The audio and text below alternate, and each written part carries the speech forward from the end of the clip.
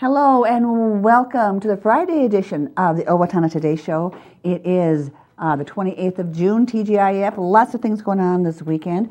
But here at the Owatonna Today Show, we do have some very interesting guests along. But before that, we want to thank all the sponsors that make this show possible.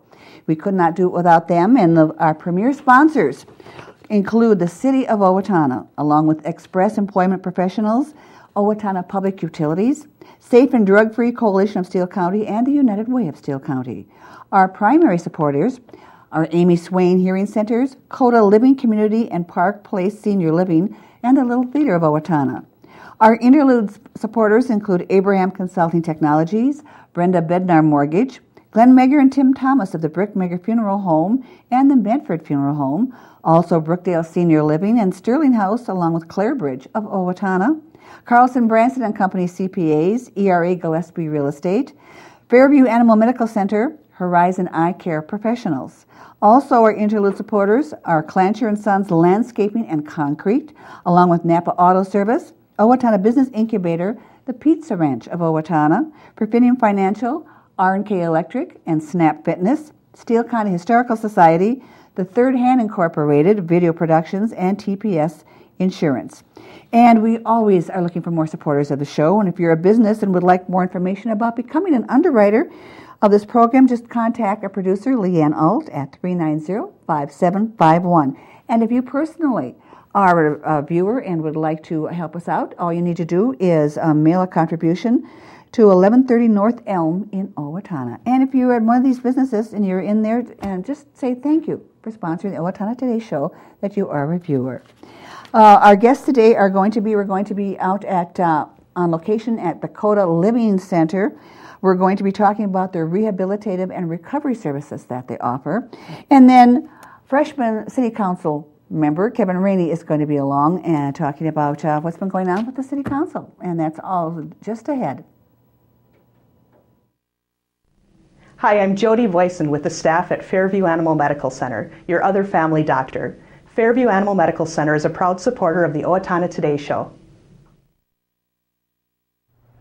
Recreational fires are allowed within the Owatonna city limits. They must be contained within a fire pit or a device designed for such use, and can be 3 feet in diameter and no more than 3 feet high. They must be 25 feet from a building or combustibles. Only untreated or unpainted woods must be used. Fires must be attended by a person at all times that are capable of extinguishing the fire. This has been a safety tip from the Owatonna Fire Department. Hi, we're Mark and Becky Stevens of the Owatonna Pizza Ranch. And we support the Owatonna Today Show. Hi, I'm Larry Ostermeyer, and I play Caiaphas. And I'm Raleigh Kittleston, and I play Peter in LTO's current production of Jesus Christ Superstar, directed by Jeffrey Jackson and sponsored by the Winger Foundation. Performances of Jesus Christ Superstar will be held Thursday, Friday, and Saturday, June 20th, 21st, and 22nd at 7:30 p.m., with a matinee on Sunday, June 23rd at 2 p.m. And again the following Thursday through Saturday, June 27th, 28th, and 29th at 7:30 p.m. Tickets are available at the LTO box office by calling 451-0764. Don't miss LTO's production of Jesus Christ Superstar.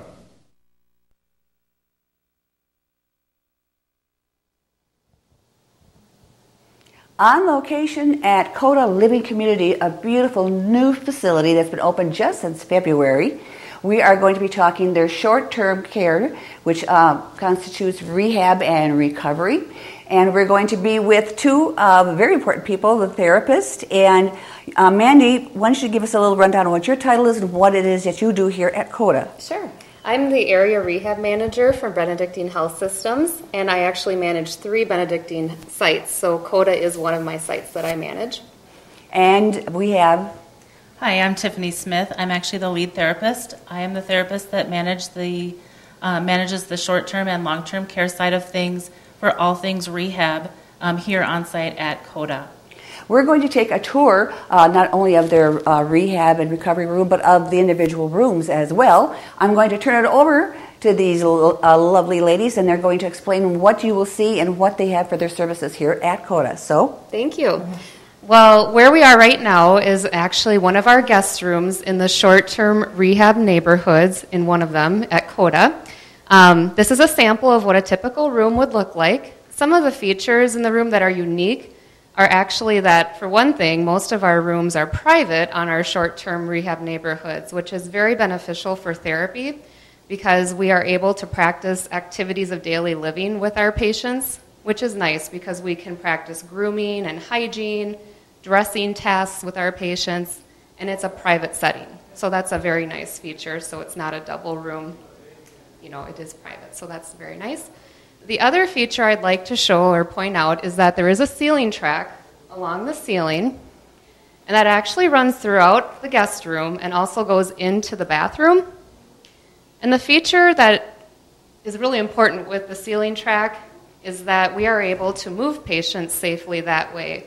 It's safer for our staff to mobilize patients, and it's also safer for the residents as well. And now I think we'll relocate into the bathroom. And now we're in the bathroom for one of our guest rooms at KODA on a short-term neighborhood. And this is actually an example of the shower in one of our guest rooms.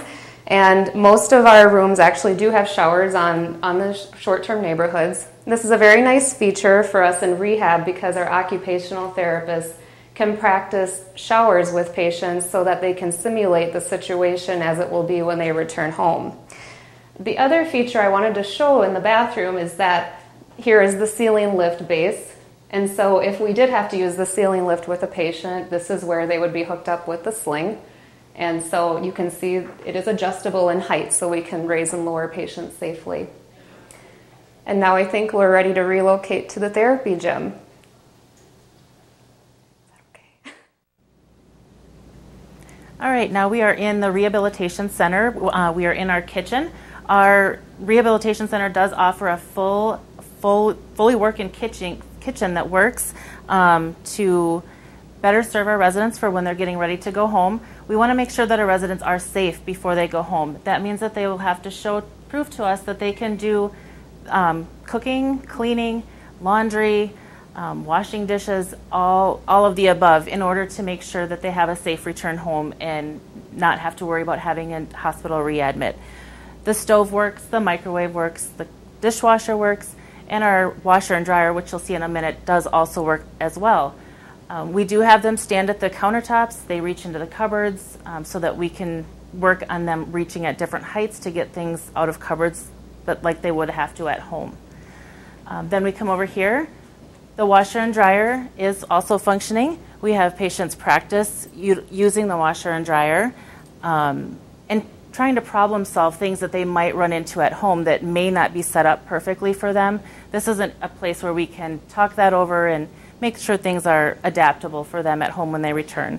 And then next to that, we just have another sink area and a nice little countertop for them to stand and fold their clothes at to build up their activity tolerance and stamina before they go home.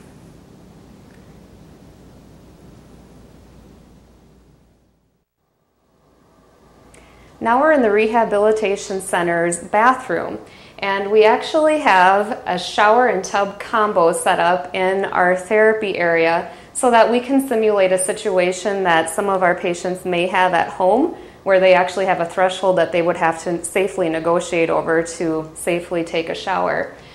We do have a sample here of a tub bench, so we could practice that with patients. And then also you can probably notice there are various grab bars throughout the shower so that depending on the patient's home setup, we can practice placement of where their grab bars might be so that we can really simulate before they go home. All right, now we are in one of 4 private treatment rooms that we have here at KODA. The private treatment rooms, as you can see, the table here raises and lowers electronically by a bar. The reason we would use these rooms is say we were in the gym area and we had to do a modality treatment, which Mandy will talk to you a little bit about later, but a treatment that would require a patient to put on a gown.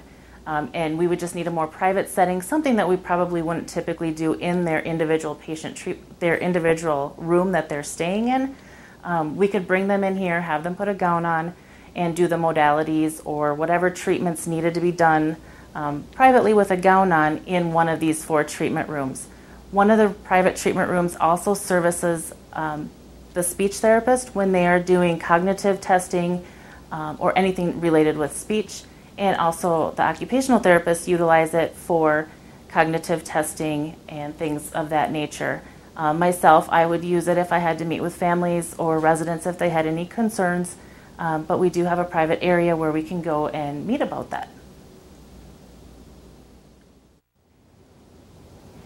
Now we're in the gym area for the Rehabilitation Center, and there's just some things I'd like to point out in here. We have several pieces of equipment that are actually called HER equipment. There's several on the perimeter of our gym area, and the unique thing about these pieces of equipment is that they operate based on compressed air, which is supposed to be more gentle on the joints. So if a patient has arthritis or another condition, it's a more gentle way to exercise rather than use of free weights. So there's just several of these pieces of equipment throughout the perimeter. Then the next thing I wanted to point out here is actually we have a ceiling lift in the gym area, just as there was a ceiling lift in the patient rooms. However, in the gym, we use this actually for gait training. So if we have a patient that we want to start trying to walk with and they require too much assist than just our physical assist, we will actually hook them up into the ceiling lift again, and there's actually a track that runs along the perimeter of the gym as well. So we can actually start working on walking with patients that way. And then over here, we have some modalities. This is a diathermy machine, and then we have e-stim units and ultrasound. And all of these modalities are used for different types of things with our patients during treatments. We may use them for pain relief, or for controlling swelling, or for increasing strength. And all of those things will help patients get back to their prior level of function and return home safely.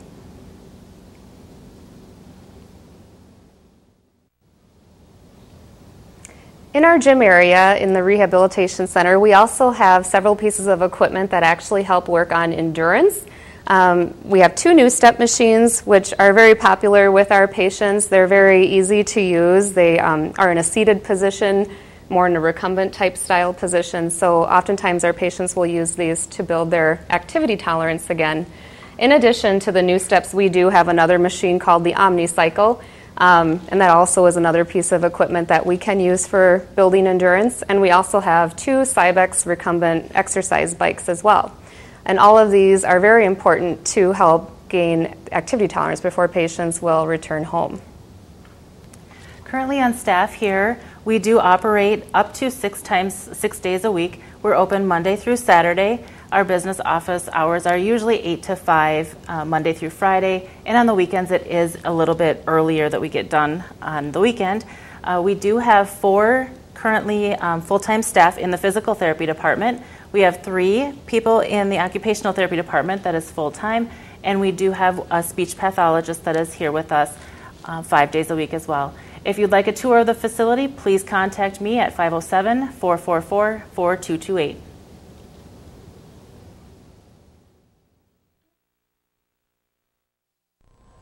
Hi, this is Dave Efforts with TPS Insurance, and we are proud supporters of the Owatonna Today Show. I didn't just want another job, I wanted a career, so I expressed myself. I was new to town, and I didn't know where to turn for a job, so I decided to express myself. I decided to express myself, and they helped find the right career for me.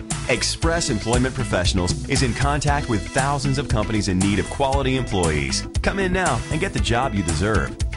Express yourself today.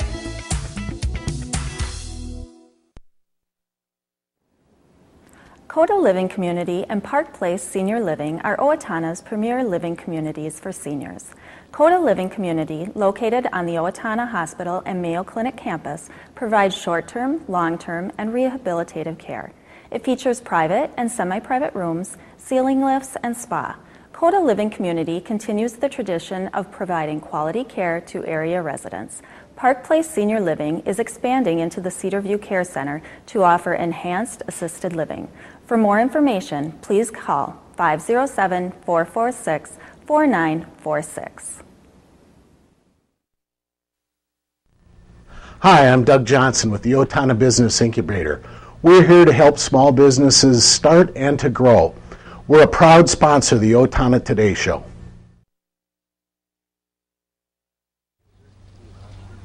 Hi, I'm Ron Clancher with Clancher & Son Landscaping and Concrete. We support the Owatonna Today Show, and so should you.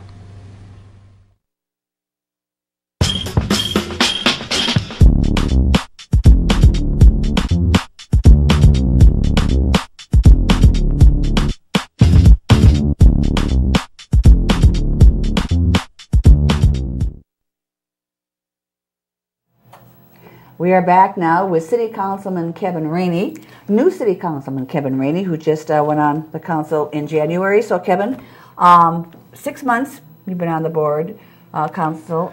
What for you would be the high points of what was done with the City Council so far this year? First of all, the Viracon expansion that's starting to take place right now. That was a lot of work. Troy Klecker, Chris Boosie did an extremely good job of getting that to stay in Owatonna. We were in competition with their Georgia facility and their Georgia and Utah facility. And it wasn't a given that it was going to remain in Owatonna. For us to be able to negotiate a deal with Apogee and Viracon to bring that here, that's exciting. Viracon is going to be here for many years because of this. And what is it does it include, the expansion? From what I understand, they've got glass coaters, cutting edge technology, and they were looking for a facility in order to put this new equipment. The setup at Viracon in Owatonna wasn't, they've kind of expanded throughout the years, and so they didn't, they kind of piecemealed everything. With the expansion, they'll be able to set the equipment up so it's more of a flow throughout the whole process. Will that increase employment as well, opportunities? I talked to a couple of people at Viracon last week. Business is on the uptick. That's exciting for Owatonna. Yes. They see that as the economy continues to change, hopefully they can increase their workforce. They're talking within 5 years, potentially another 500 employees, which is great for Owatonna. That would be amazing. Yes. That would be, yes. Yes. So also now, we said this is your first 6 months. You part of being on City Council, you're also on committees. Yes, I am on the Economic Development Board, and this past week we got they had a survey done, a retail survey, and just got the information back. It talked about our different retail areas in the community, downtown, the Cashwise area, the Walmart area, Bridge Street, and talk about the pluses and the minuses of each, potential growth, what needs to be done. The survey was very well done, and hopefully we can implement some of those ideas and build our retail base even stronger. So what did the survey cover? What are some of the questions on the survey? It covered traffic patterns. It also talked about the southern end of Owatonna, where the VFW, Sherwin-Williams, that area. Just talked about accessibility, what retail businesses were missing.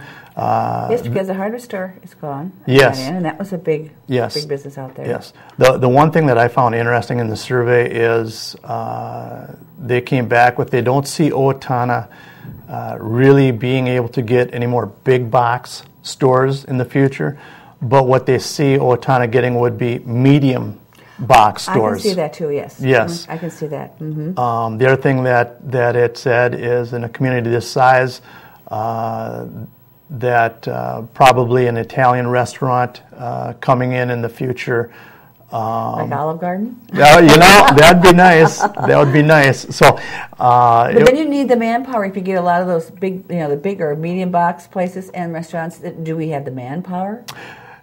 I think we do. They're not high-paying jobs, but they are jobs that pay money. We've still got an unemployment rate in Owatonna that, and I think that as these businesses open, people are looking for opportunities to switch jobs. They're already in the business. It just cycles through. Now, being on that committee, what is it that you personally, as part of your responsibilities, your duties? We make recommendations to the city council. Okay. The business incubator reports to us. The Chamber of Commerce, in regards to tourism, they report to us. And so we look at a lot of their information, trends, the tourism, what they've got coming up, what's coming into the community. That's a great asset to us as well. Who brings the businesses into the community? Is that responsibility of whom? Like, we have the hospital building is gone now. Yes. The store's coming in. Is it the city council? Is it the Chamber of Commerce? Who all says, hey, this is what you can do in Owatonna, so why don't you bring your business here? Yeah. Who does that? We've got a gentleman, his name is Greg Kruschke. He's our development specialist. Okay. He came to us from Faribault. He's been on the job for, I want to say, 2 years now. And he's done a great job. He's got a lot of contacts. There are some exciting things in the works that, if they take place, it'll be very exciting. Greg worked one of the deals he worked was the Hardee's and Budget Mart, bringing that back in. He worked well with Fairway in regards to that. Him and Troy were also very involved obviously with the Viracon expansion. Okay. That helps with your job. Easier too. It does. Now, also, when we're talking about some of the buildings that are down and things are getting ready to go, what about, is there anything in the works for where the old Walmart is and at Pillsbury, those places are still there and available, I would think, or the land anyway? Yeah. Pillsbury, there's a couple of groups interested from what I understand. I don't know who it is. I haven't heard, but there are a couple of interested people. The old Walmart building, that was something that in the survey, that was one of the concerns, is that area needs to become vital again. That is one of our areas that people come into the town, and that needs to be a vital part of the community. Okay, now, first 6 months, second 6 months, is there something you're looking at? What is ahead for the council that you would like to see happening for the remainder of the year? Well, we'll be working on next year's budget. Obviously, we've got local government aid was just announced that we're going to have $800,000 more next year. Yes. Okay. What does that mean for the city then? We haven't done as much in regards to infrastructure, replacing equipment, that type of thing, the last 5 years because the money hasn't been there. Mm-hmm. Anything that we do, it's got to be viewed as short term. Just because we got $800,000 this year doesn't mean we're going to get it next year. They could come back next year and say, we're going to cut you $1.5 million. So you actually have a loss. You don't want to spend it all right away. You have to be fiscally conservative on that and make sure that what you spent that money on is for the betterment of the community. And I'm sure you'll probably have lots of people giving you ideas as to where. There's always people that have a lot of recommendations. Yes. And as always, if the council meetings are open to the general public. Yes. Are they not? Yes, and first and third Tuesdays of the month, and of course I get phone calls afterwards from my friends that critique how we did at the council meeting. So. Well, I hope everything goes according to your plan, because we talked to you when you were here running for election. You had some lofty goals and visions. We hope they can be carried through, because it's a tough job. It's a tough job. It's a tough job, but it's there's also a lot of rewards with it. Last week we helped hand out awards at the safety camp. Over 200 kids in our safety camp, and so there's a lot of exciting stuff that's going on that way as well. Well, great, Kevin. I'm glad to have you along today. So stop back again and keep us informed in what's going on with the city of Owatonna. All right. Thank you, Betty. And we will take this one last break, and then we do have some more announcements that we do want to pass along. So stay with us. Hi, Warren Abraham, Abraham Consulting Technologies, your one-stop technology shop. We support the Owatonna Today Show. Owatonna Public Utilities, real people, real reliable, real progress. Making life a little easier day after day, taking pride in our community, listening to what you say, a voice you can talk to. We're growing with you in mind in everything we do. Owatonna Public Utilities. Hello, I'm Sean McNulty. And I'm Deb Gillard with Brookdale Senior Living, Sterling House, and Clarebridge of Owatonna. And we are a proud sponsor of the Owatonna Today Show.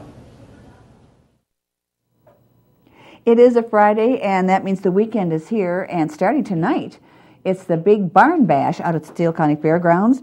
Today and tomorrow, lots of music going on, lots of entertainment, things for the whole family, as well as tomorrow there is a classic car, truck, and tractor show. So many things. The admission is free. If you do have a car you'd like to enter, it is a $10 fee for that. But lots of games going on, so you want to stop on out. If you want to know what's going on at a particular time of day, you can just give the Steele County board a call at the office there, and they can tell you what's going on by the schedule.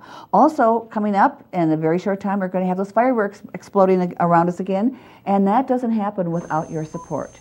And they are out there asking for your support for next year, so they can still keep that show going. If you'd like to make a contribution to next year's fireworks, just call John Havelka at 456-0945.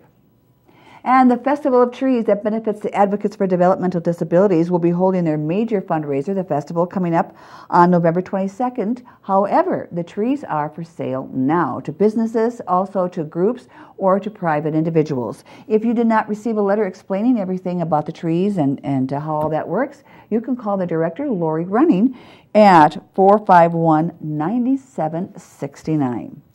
And the premium books for this year's fair are available. They're out at different places around the community. You can pick them up at a local fair office, of course, the chamber office, Kotke Jewelers, all the banks, as well as the public library, the studios of KRFO and Cows, Let's Ride Tack and Apparel, Krause Livestock and Hope, and Synoptra and Hope, and the Steele County Administration Building, Anhords in Medford, and Triumph Graphics.